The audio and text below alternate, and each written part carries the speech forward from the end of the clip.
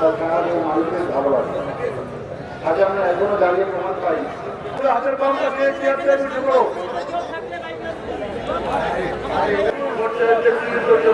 আমার মনে করেন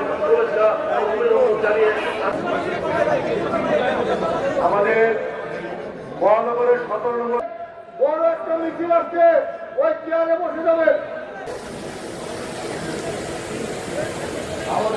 আমাদের প্রয়াত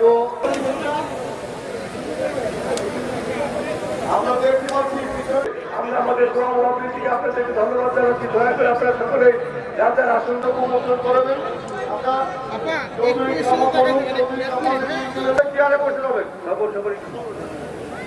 মহানগরের নেতৃবৃন্দ যারা আছেন, ভাই যারা আছেন, দয়া করে আগে সবাইকে আসন গ্রহণ করা।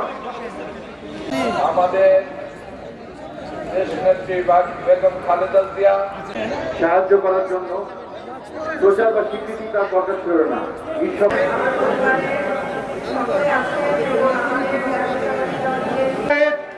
এই জামায়াতের সম্মানিত সভাপতি আমাদের